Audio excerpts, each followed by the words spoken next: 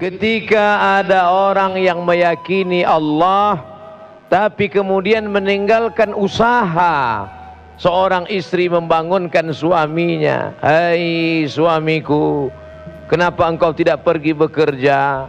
Lalu dia pun menjawab, "Allah." Tapi istrinya juga cerdas. Begitu siang datang, perut mulai lapar, cacing keroncongan, dan dia buka tudung saji, hanyut terapung, yang terlihat hanyalah kosong. Lalu kemudian suami marah, "Hai istriku, kenapa tidak masak?" Allah, betapa engkau sudah melecehkan Allah. Kenapa? Karena Allah tidak menyuruh engkau berpangku tangan. Harus ada usaha. Orang yang hanya berusaha tapi tidak mau berdoa, sombong. Berdoa saja, tidak mau berusaha, pesong, gila. Oleh sebab itu Islam mengajarkan ikhtiar, seimbang antara usaha dan doa. Jangan sampai Indonesia, negeri yang kita cintai, yang ketika pesawat akan mendarat, semua memuji kagum hijau, untayan zamrud katulistiwa, gemah ripah loh jenawi, tongkat dan batu jadi tanaman. Hebat, luar biasa. Tapi kalau kita tidak berusaha bangkit, Indonesia akan tertinggal dengan negara-negara lain. Kita harus bangkit, kita harus bangkit. Siap untuk bangkit? Maka masa depan cerah ada di hadapan kita. Tapi harus ada usaha. Ambil bambu, pasang tali pancing, pasang mata kail pancing, letakkan umpannya, kau tegakkan, kau tancapkan di tepi sungai, di tepi kolam, di tepi laut.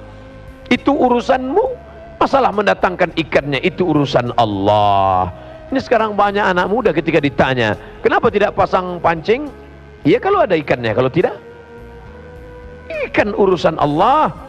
Masalah Allah mau kuasa mendatangkan, ya innama amruhu iza arada syai'an ayakula lahu kun fayakun. Kalau Allah berkehendak, jangankan ikan tongkol, ikan paus datang, bukan cuman mata kail pancing yang dipakannya, engkau pun ikut dimakannya sekalian.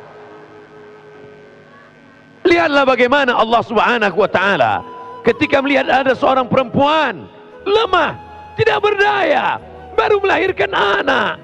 Anak itu bernama Isa, perempuan itu bernama Maryam. Satu surat khusus untuk Maryam, surah Maryam. Setelah Al-Kahfi, Maryam baru melahirkan anak. Tidak ada orang menjenguknya karena mereka memfitnahnya dia seorang pezina, karena sudah berzina dengan si Joseph, tukang kayu, kata orang Yahudi. Tapi Allah mensucikan namanya. Bersandar dia sebatang pohon korma. Apa kata Allah? Wa ghuzzi ilaiki bi jiz'in nakhlati. Hai Maryam yang baru melahirkan anak, yang dalam keadaan lemah, goncangkan pangkal batang korma di belakangmu dengan pundakmu. Teganya sampai hatinya perempuan yang baru melahirkan anak. Melahirkan anak itu bukan senang, meregang nyawa. Ada sebagian orang melecehkan, katanya melahirkan anak seperti buang ingus saja. Lahir. Nanti kalau ku ceritakan bagaimana sakitnya melahirkan anak, pasti kalian tidak percaya. Macam tahu aja Ustaz itu. Sakit, lemah. Tapi apa kata Allah? Goncangkan pangkal batang korma yang ada di belakangmu. Tusaqit alaiki rutaban janiyya. Akan gugur buah korma. Kalau di Langsa tidak ada pohon korma, cari saja pohon sawit. Sawit dan korma masih sepupu dua pupu.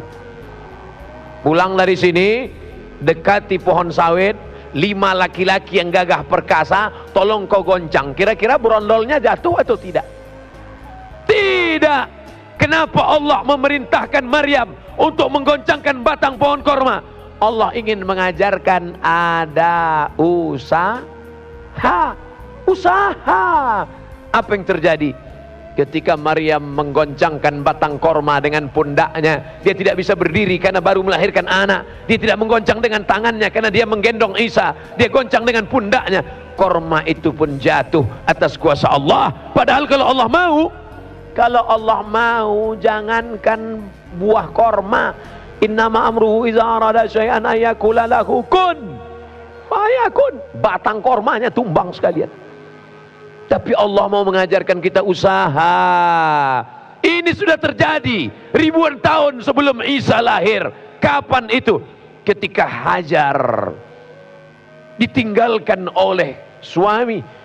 Yang menyuruhnya tinggalkan siapa? Allah. Allah yang memerintahkannya. Tinggalkan dia. Fi wadin ghairi dzi zar'in. Ku tinggalkan di lembah yang tidak ada tanam-tanaman. Inda baitikal mu'arrab. Tapi apa yang terjadi? Naik ke bukit Safa, tidak ada air. Naik ke bukit Marwah, tidak ada air. Ternyata air bukan datang di bukit Safa, bukan muncrat di bukit Marwah, tapi air itu datang dari tumit anak kecil yang belum pandai berjalan. Zamzami, Zamzami, hai air Zamzam, keluarlah. Air itu diminum 3000 tahun lamanya. Seimbang antara usaha dan doa. Mari berusaha, jangan lupa berdoa.